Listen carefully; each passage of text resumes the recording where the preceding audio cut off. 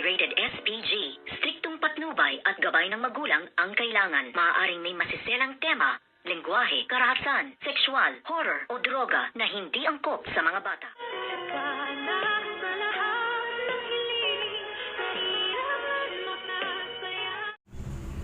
Good morning and welcome sa aking munting channel. Narinig nga nitong ang demonyitang si Moira ang pag-uusap nga nitong si Miss Lynette Santos at ng kanyang nobyong si Doc RJ Tanyag.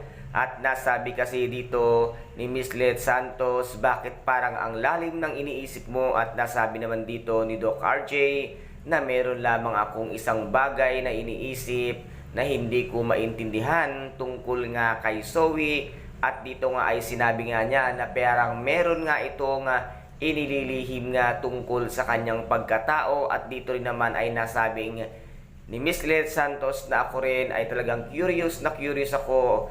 At sa mga ikinikilos nga nitong si Zoe ay parang balisa siya at meron talaga siyang pilit na itinatago at pinagtatakpan, kung kaya't dito nga ay naisip nito ngang si Doc RJ na si Dr. Carlos Benitez nga daw ang kanilang tatanungin at baka sakali nga na mayroon nga itong nalalaman tungkol sa pagkatao nga nitong si Zoe at kung sino nga ang tunay na ama nitong ang bruhang si Zoe. At narinig naman nitong ang demonyitang si Moira ang kanilang lahat ng pag-uusap.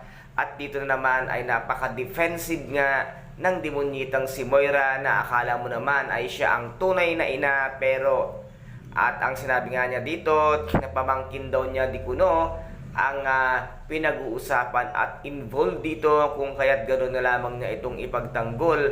At nasabi pa nga niya dito na sige, tanungin nyo at puntahan nyo si Carlos na baliw kung makikita nyo at kung aamin sa inyo, dahil ang doktor na yan ay isang baliw.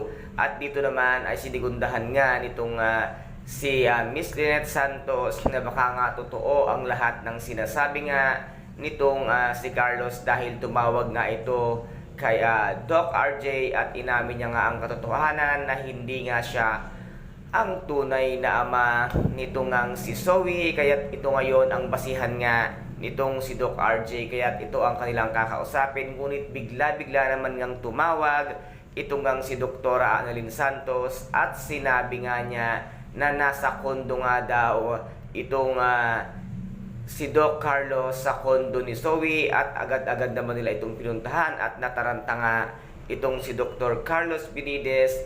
At dito naman ay lalo namang nabalisa ang demonyitang si Moira sa kanyang mga nalaman na ito palang si Doc Carlos ay nasa kondo nga ni Zoe, kung kaya't agad-agad niya ngang tinawagan si Gilbert at inutusan niya nga itong patayin na nga itong si Doc Carlos, dahil nga daw baka ibuking pa sila sa kanilang mga sikreto. Kaya't ano naman kaya ang gagawin nitong si Gilbert? Sundin pa kaya niya ang lahat ng ipinag-uutos nga ng demonyitang si Moira na ngayon nga ay baka maaaring mapahamak na ng tuluyan itong ang si Gilbert, dahil unti-unti na nga ring pinaiimbestigahan ng mga pulis at itong ang si Eric, itong si Gilbert na lumiliit na rin ang kanyang mundo, kung kaya't nga naisipan ni Gilbert na wag nang sundin ang lahat-lahat nga ng ipinag-uutos nitong ang demonyitang si Moira. Ito na kaya ang katapusan ni Moira at ng kanyang anak na si Zoe. Kaya guys, ito po ang ating ipakaabangan dito nga sa nalalapit na pagtatapos